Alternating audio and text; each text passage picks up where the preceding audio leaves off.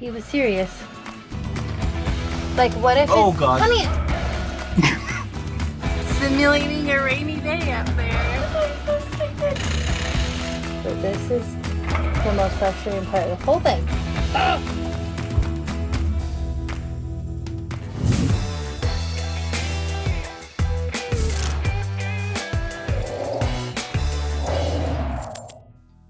You are probably at the ceiling stage of your van build because you have already completed your floors, addressed wall insulation and panels, and have installed your roof vent. However, if you haven't already done these steps in your campervan build out, I highly recommend you complete those phases of your build first and come back to this video when you're ready. Check out our complete playlist on building out a campervan here first. Okay, so you are ready to install your ceiling now. Just follow these simple steps outlined within to help guide you and ease any concerns you may have during this process. If for some reason you haven't already ripped everything out of your van, or it isn't bare metal, do that first. That includes your headliner, an AC unit, your old sheet handles, etc.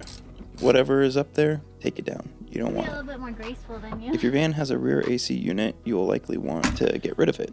You probably won't leave it in your van. So when in doubt, consult the book in the manual. Please note, rear air conditioning blower motor. Warning, the air conditioning system is under high pressure, in capitals. Do not loosen any hose or line fitting or remove any components until after the system has been discharged by a dealer service department or service station.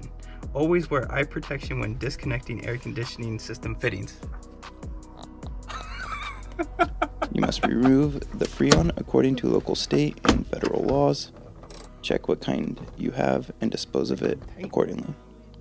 Fortunately for us, our AC unit didn't work, had no more Freon in the system, so we could remove it without the spendy discharge service fee and cap the system by going to a local pipe and hose fitting business to get proper fittings for our high pressure and low pressure tubes and capped it beneath the van. Next, you want to clean the ceiling. Take it down to the bare metal to the best of your ability. If you have a headliner that had some insulation glued to the roof, it may be near impossible to remove it completely. Today we're going to try and use some isopropyl alcohol. According to Heather's research, this is what it says to do to get off this furry monster. Well, it's technically for getting off spray adhesive, but I feel like that's what they use for that. We'll see. It might just end up staying up there underneath our insulation. Maybe we could burn it. He was serious. Ay, ay, ay. Like, what if Oh, it's... God. Honey, that's what I was worried about. Spray it out. Oh my gosh. You've got to be kidding. Well, obviously that didn't work out in anybody's favor. Look at your phone. So if there is that recycled furry stuff, don't try to burn it. That's a bad idea. Learn from us. What's 3 things you learned today? Don't trust my husband with flames. Always have eyes on the back of your head. You can watch what your husband's doing behind you.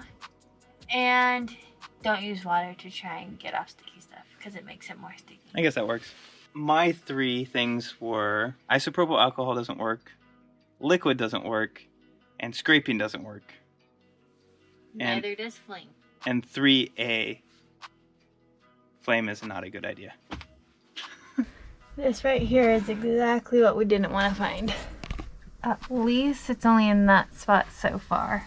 Treat the metal with Rust-Oleum if rust is present, or as a precaution in areas you think may rust, try to prevent it by spraying it down. But first, before we're going to actually treat it, we're going to scrub it down with a little bit of Scotch-Brite and bring it down and then cover it up with the paint.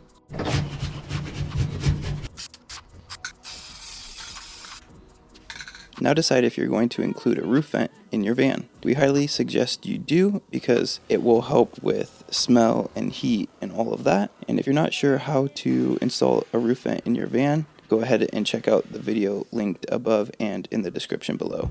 Or if you want to read about how to do it, You can follow the link to our website and read about it there. Next, you will need to install furring strips across the ceiling ribs. This gives whatever material ceiling you decide on something actually to grab onto.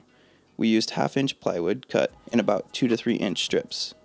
I thought the plywood would contour to the shape of the van, however, it didn't, so I had to then cut it into 4 separate sections and string them together. We used 2 self-tapping metal screws to drill through the wood and pierce the metal ribs of the van. If you are unsure how to screw into metal, watch this video linked above and below as well on how to screw into your van. Complete all your roof projects at this stage if you are planning on drilling holes into the roof and mounting things like lights, solar panels, or bike mounts like us. Now make sure it is waterproof by spraying as much water all over your van as you can. You wouldn't want to discover even the smallest of leaks after your entire ceiling has been installed. If you have a way of mounting on a roof rack without drilling through the metal roof, then this step just doesn't apply to you. Skip to the next. Onto your insulation.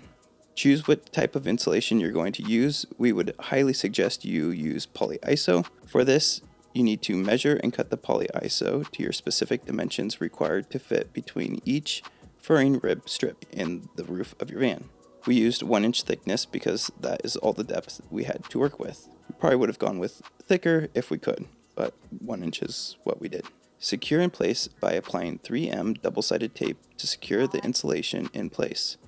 A few strips in each section are more than enough. Next, glue the insulation with Great Stuff expanding foam along the perimeter of where the polyiso will be placed.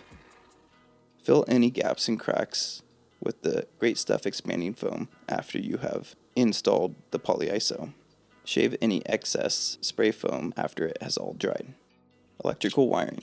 This will be in its own video later, but this can be done before or after you do your insulation. We did this part after laying insulation. Cut a groove or leave open tracks for the wiring to set into. Wire up the vent fan, lights, and string extra wire if you plan on needing power to the other side of the van. Better to plan ahead at this point. We put everything through a plastic conduit to protect the wires from pinching, any vibrations, and if we ever needed to add more, there would be a tunnel to push more wire through later. Choose a ceiling material that best fits you and your van. There are many options, for example, high-grade plywood, birch strips, shiplap, or tongue and groove planks, or even aluminum composite panels that are known as APC. In our case, we had some old tongue and groove wood flooring offered to us. It was old, wet, and moldy, but it was perfect. Next, you'll want to prepare your material of choice. In our case, repurposing the wood flooring meant needing to give it some attention. We removed imperfections like nails, slivers, and sanded it down with 100 grit sandpaper, then finished it off with a couple coats of stain. Your prep might be a little bit different from ours. Just prepare it the way you like and get ready for the next step. Once you're ready, cut it to the dimension of the underside of your roof and piece it all together in a trowel run on the ground. Remember, this is inverted as it lays when the pretty side is up. You can measure and cut now for the roof vent bit or do it later. We did it prior because we didn't have enough strips to do so. Our plan was to just notch it out if the full strip impeded on the roof vent. Piece it all together now. Put each piece in one by one or just based on the type of ceiling you chose. If you choose screws to secure it, pre-drill each spot, then screw in each screw at the location of the furring strip so the ceiling material can be secured into place. The tongue and groove wood is nice in this scenario because it helps lock it all into place, but can also contour to the shape of your vehicle. If you're using lights that inset into the wood, drill the hole according to the directions listed with the lights that you bought. We installed 4, therefore 4 holes. We made sure to get the hole drilled on center, and one board would have 2 lights or 2 holes. Be careful with the wood strip after you cut, as it has now become more fragile. If your roof has a slope heading down in the cockpit and your desired ceiling material cannot conform to that shape, you've got to get a little crafty. We ended up choosing a sheet of white corrugated plastic to cover and hold in place the insulation and wiring, which was fairly easy to work with, actually. Then we needed more storage, so we installed a neat shelf that sits right above our heads as we drive. To address the downward slopes and the exposed metal, we extended the ceiling down to cover up what we could. We added cupboards and spray painted the unpleasant looking metal black if anything else was still showing. This part is now just about adding your own flavor. The key points of the ceiling stage of the van build are now done, and you should have a good general understanding of how to do it yourself at this point, including adding your own personal touches.